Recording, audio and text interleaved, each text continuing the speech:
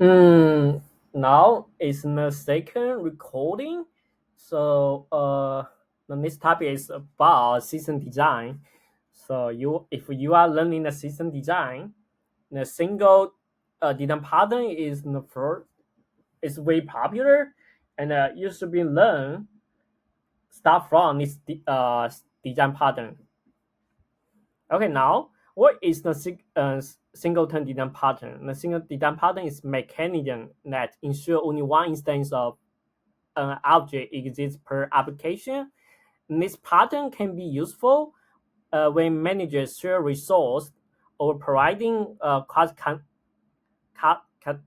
cutting service such as logging, or sometimes I'm not sure did you use the REST template in your application, or like the single design also can be used in the database management, which is good choice. You can use this one. Now going to next part. So how to create a singleton? So there are two ways: the eager initialization and late initialization. So let me show you the code. Uh,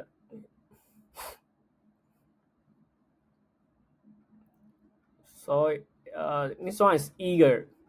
So you can see it's the eager initialization. So here you can see here, and then you can directly call this one. Why here use the private? So no, just like I mentioned before, private mean nobody can access the conductor. And then here you can see also use the private for the eager initialization. So also nobody can get the single get the instance of singleton, right? So here now you can see a public get instance method, which is only way to get a singleton. So why I call this eager when it's mean when you start your program, so it's automatically load the singleton in your memory. So which means even though you didn't use it, but the singleton object already in your memory or in your JVM. So but sometimes maybe you don't need to use it, right? Maybe you didn't use it. So do you think it's use more extra memory in your system? Yeah, I would say yes, right? Sometimes maybe it's not necessary, right? So here we have taken to increase the singleton. It's lazy initialization.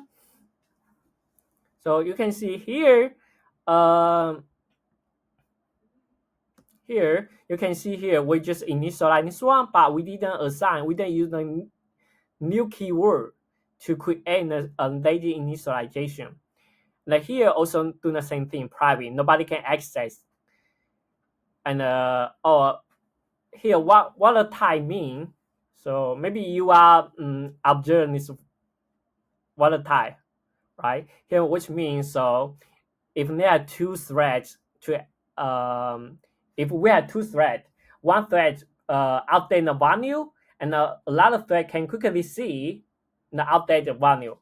So it's what a type mean. It can be used in a multiple thread. And then why using two if? So we sometimes, because we want to make our thread safe, right? And we only one thread can access this instance. We don't want, if multiple thread access this method, finally will happen race condition. So we don't want this. We don't want this happen in our program, right? So here we need to prevent this situation. So that's why we can use this way. We call this we call this one double check logging. So double check. So you can see why here double check. So we use the two if to check the singleton equal to no or not. If no, okay, we just create this one. So you can see here I use the synchronize keyword. So you know synchronize keyword is synchronize block, right? I didn't use the synchronize keyword in the method level. I use the single night. It's single night block. So actually, sometimes maybe interviewer will ask you what's different between synchronized block and the synchronized method. So the main difference is here. If you put here, mean each time you call this method, you will be limit. The synchronize will limit the thread to get into the instance, right? Which means you will use the extra memory in your you will use the extra memory in your JVM, right? Because each time you call this method, you always use this keyword. If here, if synchronize block mean before using getting to the synchronized block, we need to check the if statement with satisfy the condition or not. If we not if we satisfy the condition, we meet the requirement. So we don't need to get this one, right? We don't need to get the synchronized block, which means we don't need to use extra memory. So sometimes I prefer using a synchronized block. So if an interviewer asks you, you can say the synchronized block you prefer using. And then here use the two if statement is mean double check a logging. So make our thread safety. And finally we return. So why he lazy mean is if we want to use the object and then we call the class. Otherwise we will not create a singleton object in our program. Just sometimes it can save the memory, right? Now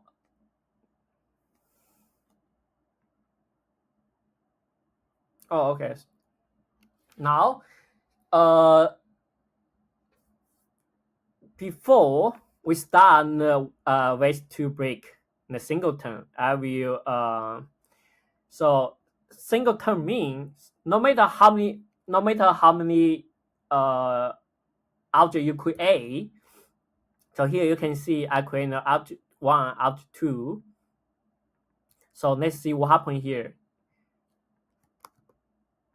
And let me save this one and then run it. And you can see we get the Haskell same, right? Which means no matter how many times we call this one, we only get only one instance of singleton. But they still have 3 ways to break in the singleton class. Why why sometimes we need to use singleton? Because for example, we have multiple instance of database. If we just only one instance, now what you mean? It's mean sometimes it's not necessary to create multiple instance of a singleton, right? We just only create one way to connect to multiple database. If you create multiple multiple singleton class, a singleton instance, so which means you will waste the memory, right? It's not necessary. Sometimes maybe will cause the conflict. That's why if we can limit the creating singleton, so sometimes it's very useful and help us to maintain the data. Now here still have 3 ways to break in the singleton. Now we have reflection and the cloning and the serialization. Maybe you're so confused. What's the reflection? Reflection is a API in a Java provided. So a reflection API can modify the behavior of method or class name, or sometimes you want to get the method name or class name, you can use the reflection API. Actually, I didn't use reflection API before. So if you want to really know, I just have the basic knowledge for reflection. So you can, if you're interested in this part, you can using the Google and search in this one and then go in deep, right? Now So here we need to all kind of reflection, right? We make sure the singleton is only creating one instance, right? We don't want to create multiple instances. So here we overcome the reflection issue. So to overcome issue raised by reflection, so we can create an event. I use because Java ensure internally that the events value is instantiated only once. Since Java events are globally accessible, they can be used for singleton. It's okay. It's only drawback is that it's not flexible. That's not always lazy initialization. So okay, so I create the reflection so you can see. So okay, I make so here should be singleton. Should be eager. Let me quickly changing this one.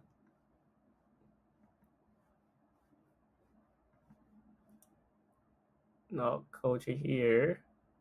So we can create this one. Now we comment this out and then go to the reflection class right here. It should be eager class, yeah.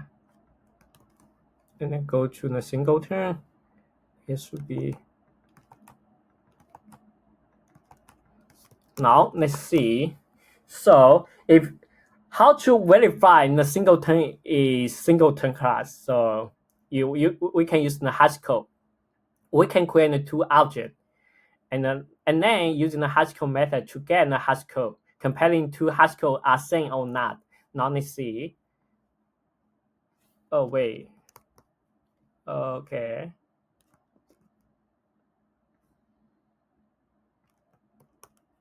Okay. 1 second. Okay. Okay. It's not here. It's reflection. Yeah. It should be eager is here. I put a long reflection here. Now let's see. Let's run here. So you see here we got two different hash code, right? Now it's break. It doesn't follow the singleton rule, right? Because we know singleton only one instance, but here we have two instances, so it's not make sense. So here we can use the event to prevent this situation to overcome this issue, right?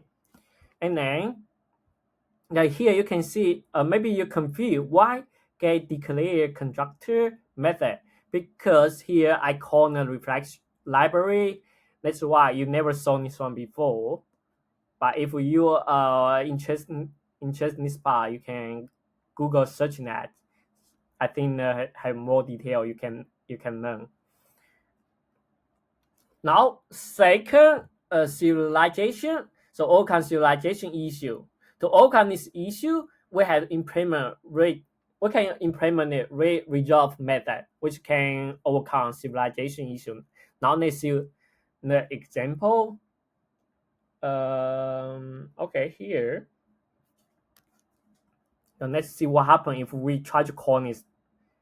So here you can see I using the object about string, and we store value in a field text file, and then close, and here we get the value, the data from the file.text file, right? And then we just get an instance to just get two instance, and then let's see are same or not.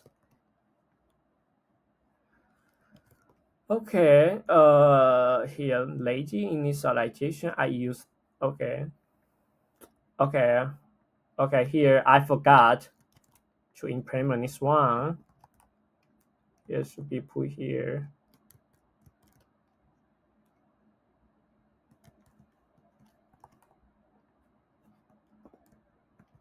I'll put here. Now here, I will show you later, so we can use this way to overcome the serialization. So let's see what is the problem here. Now we go to the deserialization singleton class, and then so it definitely you will see the two different hash code. Yeah, you can see. So in this way, we break the serialization. We break the singleton. So you can see here, I latent initialization implement serializable interface, and then the object will be serialized into the text file, and then when you get a number from the text file, then the visualization will change the instance. So that's why we will need to handle this situation. So here, not here, sorry, it should be lazy initialization. So here we need to we can overcome this serialization, right? We need to okay. We need to create this method. Now let's see we will get a different hash code or not. Now go to the so you can see now two instances have the same hash code, right? So let's mean if you are in your project, you are try to here you try to implement the serializable interface. Make sure you using this one. Otherwise, you get different different hash code, and your singleton will become normal class, right? Because we know the single class only can get one instance, no matter how many times you make request. Now let me comment this out. And because next topic I will talking about clone. Let me clonable interface. So I also no matter clonable or serializable interface, they are marquee interface. Also, it's marquee interface. So I'm not sure. Do you know this one? So maybe sometime I will create a video talking about this one. Now, oh sorry, it's not clonable. It should be. Oh, it's not serializable. Clonable.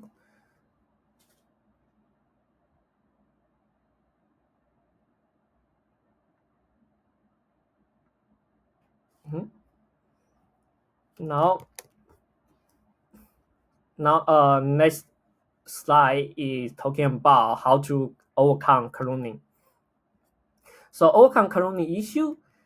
To overcome this issue, override the clone method and throw exception from clone method. That is clone not support exception. Now, whenever user try to create a clone of singleton object, it will throw exception and our class remain a singleton. So let's see how clone. You can see here I implement clonable interface, right? Let's see how this way break singleton. Now we can go to the here. Okay, 1 second. So here.